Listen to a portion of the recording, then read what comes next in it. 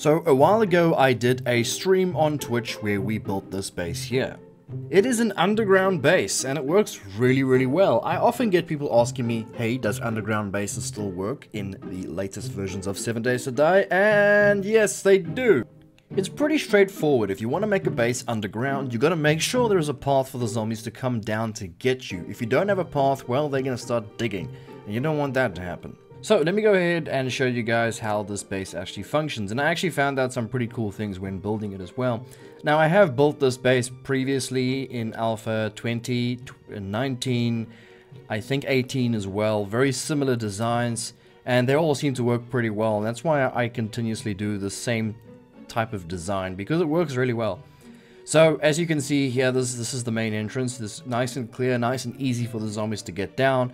And when they all get down, they all get squeezed through a one-size block here. And then there's dart guns that can be activated and deactivated on the inside. Now, just got to be a little bit careful with these ones because they can actually hurt you if there are no zombies standing inside the tunnel here. But there's something I wanted to show you with this in particular, right? So with bars, you can't access the dart guns to fuel them and to repair them. You can see I can't access it, and that makes it kind of challenging if you want to fix them or whatever. But with these are called security gates. You can get them in the block menu, and what you can actually do here is you can glitch through. Let me just quickly show you guys. So at the very top of the block, like over there, you can access them through there like that. And I think you can repair them like that as well. So as long as you can do that, like all along there, you can actually access them. Anywhere else you can't. It's kind of cool, like this. Suppose if you're playing on a PvP server, you could use this to your advantage. But yeah, you can access them through that. And then this one as well, you could just... It's a bit challenging. Let's just see if I can get this one as well. You can see there, I can get that one as well. Another thing I noticed, which is very strange by the way, when I got guard mode on, you can drink the water, guys. And there's a new animation for it. I think it's a new animation, right? So with guard mode, you can drink the water. I'm wondering if that's a reason they might be considering that again. I don't know. But yeah, here we go. This is the tunnel. We got electric fences going all the way down the tunnel. And this water, by the way, does absolutely nothing. The only thing that it can actually help you with is these crawling zombies. Because as we experienced in the Twitch, that these zombies act as walking zombies now because of the water, right? So they basically float above it like that. It's pretty strange. I guess it's nice because you can shoot them in the head nicely, so I guess the water does that. But other than that, the water does nothing. It's more for just decoration. I just like having water in my base is all. So when the zombies get to this point, then they have to get through all this here, and that's extremely hard. And what you're going to be on the other end defending. You got this hatch as a backup. You can use a nail gun, a hammer to repair all this stuff, even the top. And again, I did test this on the Twitch stream we did, and it went really well. I will leave a link to that video if you want to watch that. And there's also, I actually showed you how to build it in that video as well. So go ahead and watch that. In this video, I'm not going to show you how to build it because I did it on Twitch, so why do it here? So you can just go watch that if you want, and follow me on Twitch if you want as well, if you enjoy my content.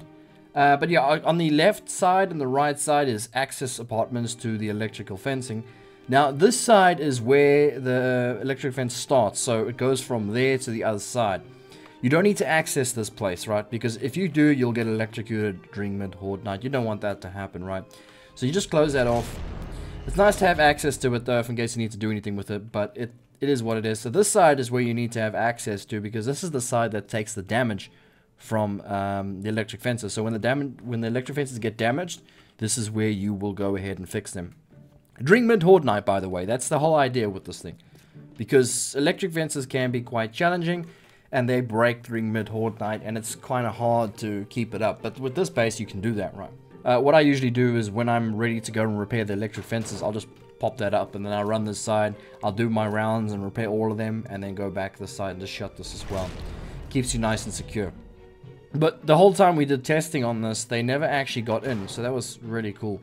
On this side, we have the generator to the electric fence and the dart gun. You can see the problem with the dart gun is it does go through here, but with our testing on the Twitch stream we did, it wasn't very bad because of the fact that there were a lot of zombies in here all the time. And so there was never a reason to have a problem. What you could do is if there's a demolisher, I always recommend only using this for demolishers. So what you just turn that on, make sure the demolisher dies, and yeah, that's what I use it for. And now there is a bottom one that you could use as well. So that, let me just turn this off quickly. Keep forgetting about that. What a chop. The bottom one is nicer. I don't know if it actually affects them. I wonder if it actually hurts them. I'm not sure. But yeah, the bottom one will be nicer because you won't get hurt because it'll hit the hatch on the side.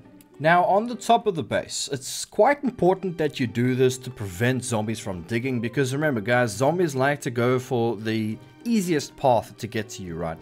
That's what they're going to do. They don't like to take it a hard path. But if you don't put like a slab of concrete on the top of you where you're standing, there is a high chance that they might think that it might be easier to just dig down at you. So that's why I always put a slab of concrete on the top of where I'm standing. As you can see, the slab of concrete goes all the way here. So I'm basically standing here on Horde Night. So they won't be digging there because it's like a slab of concrete. However, I did notice they were attacking these things up here. But it's not a huge deal. In fact, it is actually better to just get rid of this archway on the top and just have a slab of concrete. I just try to do some decoration, trying to make it look nice.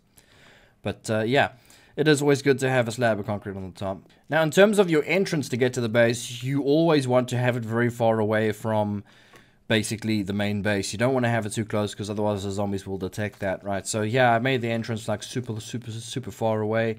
You get to this point, there's a ladder that goes right to the top. And with this section here, I always recommend it making at least 2 high. And then having a ladder or having parkour so you can just jump up there. Then that way the zombies don't see that as a path.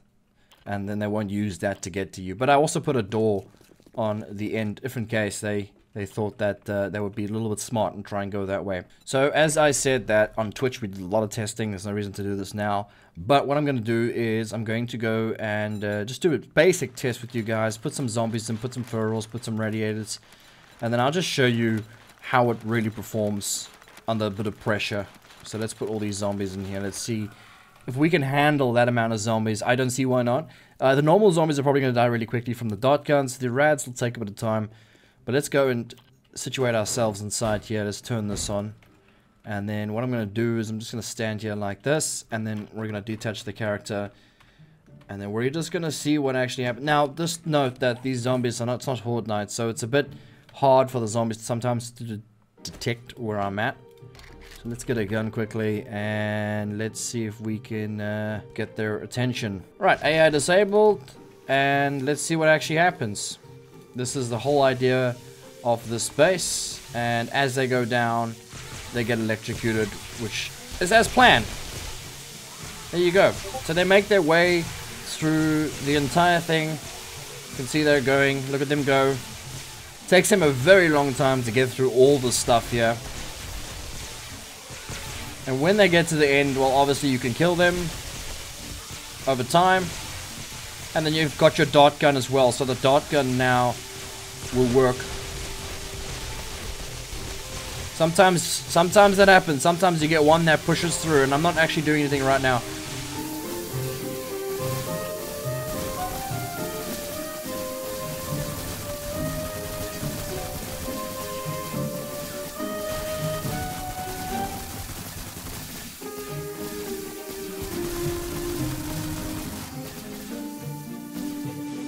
Okay, so there is the test of those basic zombies. They really struggle to get actually through all that. Now, when the zombies are actually getting stunned like the way they were, they do a lot less damage to everything because of the fact that they're stunned like half the time.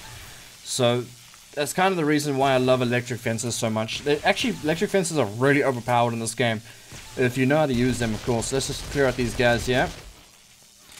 Okay, so another thing, I saw a couple of them were crawling through, so the best thing I could possibly do with that problem, I'll show you now, just give that a bit of a fix. It's not too hard. Just put a pole or something on the inside here, so then they don't be crawling through like that. I think there was a pole there before, must have broken it, but yeah, just put a pole like that, and then they won't crawl through anymore, and you can fight them through them. You can do the same on the inside, I think. Yeah, you can do it over here as well, if you want to. Extra defense. So yeah, there's lots you can do to improve, but yeah, that's what we're going for here. And on this side here, let's see what damage the electric fences took. You can see that this is why it's important to have access to the electric fences during mid-horde night so you can patch them up. So yeah, that's the base, guys. Now I will have a download to this base if you don't want to actually build it yourself on my Discord. There's a special channel on my Discord that you can download bases. There will also be a link in the description teaching you how to add it to a new world that you have opened up.